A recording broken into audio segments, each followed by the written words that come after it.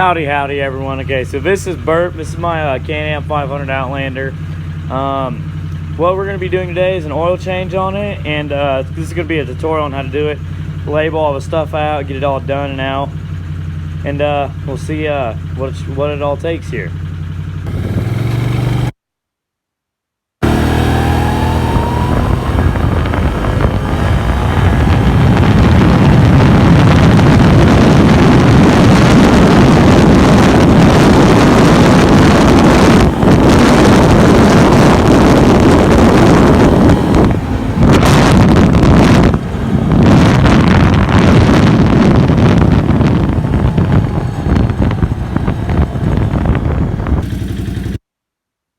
Put in the clip of what I just did here on this. It was really easy, just really barely got in the throttle and went to 60 and then let off.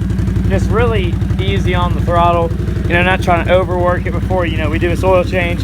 But the only reason I did that is I don't normally do that, but when I did it here, what I was trying to do is just get the oil, you know, temperature up. That way it just comes out a whole lot easier. And yeah, we'll get right into it here in a minute. I'll put on the screen right after this clip here of what all the stuff you need. So I'll put that in there right now. Okay, so what's really cool about this is it actually takes diesel oil. This is the same oil that's in our F650 and all of our farm trucks, all of our 7.3s.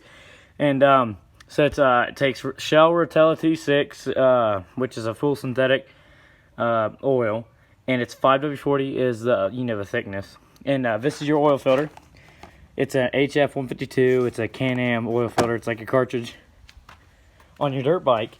So right here is where it is. It's an 8mm 8mm bolt right there, and then you could either use that or a T30 Torx bit like I showed you in the previous clip of all the stuff that you could use to get it off.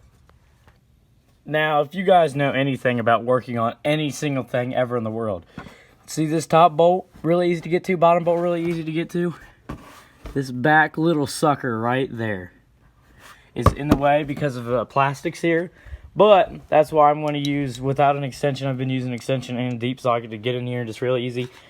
But the problem here is I'm just going to have to get in here and use this by hand. Hopefully don't burn myself, because I did get a little bit too warm when I'm doing it. The whole reason me changing oil is this gas cap isn't a vented cap for some stupid reason, I guess, from Can-Am. But like when it does that, it pressurizes that gas tank and it just starts sucking fuel down into the oil pan, and you know, with mixing with the oil, and that is not good for lubrication. It'll wipe out your cam. It's just not good at all. So that's why we're going to be doing this. Got the new filter, got the new oil. But I'll check back with you guys here in a minute after I get that sucker off. Now, honestly, I feel the best way to do it is just let it crack, see the oil seeping down here, and it's just going right there into my little drain pan. I think that's the best way. That way you're not dealing with a bunch of hot oil on that cartridge. And I just felt like I really wanted to tell you guys to share that with you, because I don't really want you guys getting burned, but it actually looks pretty decent. The oil does. That's just because the gas is probably cleaning it. But that's probably the best way to do it. You know, it's the same as a car. You know, you crack it loose, crack her on loose, and let her drain a little bit, and then you grab it. That way, you're just not dumping hot oil over yourself. And since this is my first time doing it on a quad, I've done it on dirt bike stuff, but first time doing it on a quad, I figured I'd let it, you know, leak out a little bit and see how she goes. So I'll check back with you guys after this side cartridge cover is off. Okay, now that I've gotten the old girl out, I have her over here, you know, just draining on the dirt floor, because, you know, the EPA doesn't even exist. I got it out. It was a little hot. I did put leather gloves on to grab it, because I'm not going to grab this while it's super, super hot. That'd just be plain stupid. And I'm not dumb all the time. So, yeah, I'm just going to let that cool down and then take it apart, pop the new cartridge on, get a little bit of oil on it, and then pop her back in and then pull the drain plug.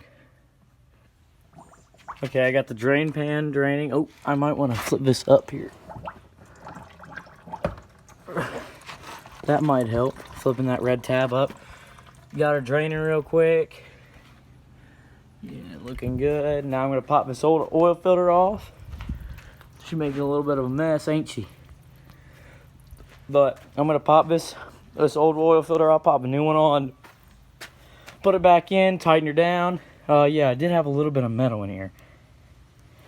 But anyways, pop that new oil filter back in, and then dipstick back in, fill it with oil. Let it idle here for maybe 10 seconds, shut it off. Check it again, see if I need to add anything to her, but we're almost done, almost ready for another ride.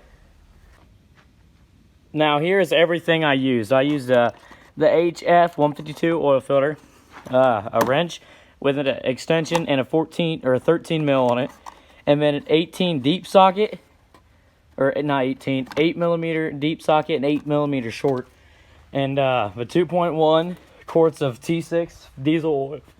Diesel oil. And like any other car, what we're gonna get ready to do here is fire it up for a second, and then after you fire it up, you're gonna immediately turn it off after about 4 or 5 seconds, and then you're gonna let it sit, and then you're gonna check the oil on a level surface.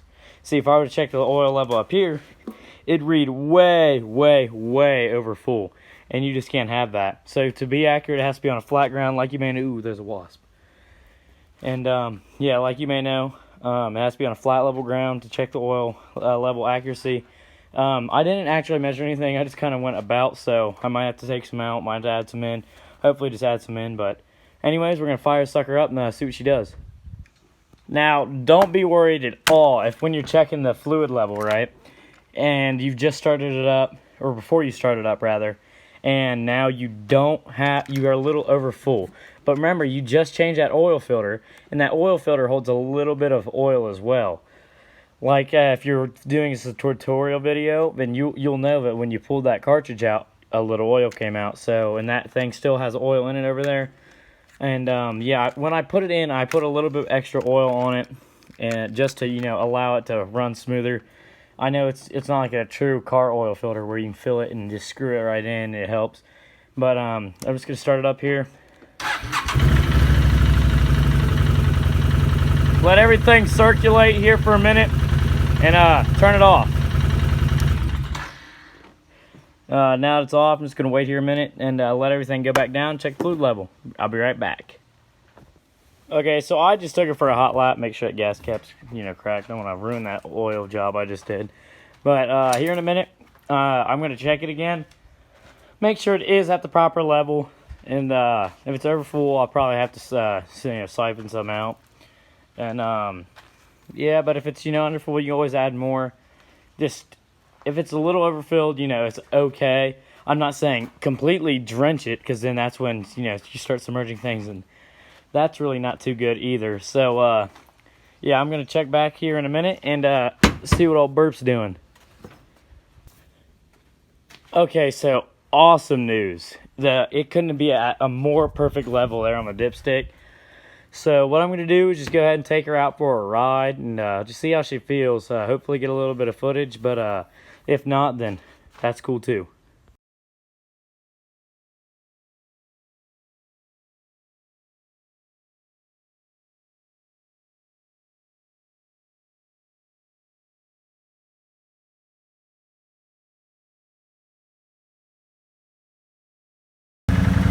Now, as you guys may be able to tell, I love this quad. It's so awesome. The Canadians really made a good quad here.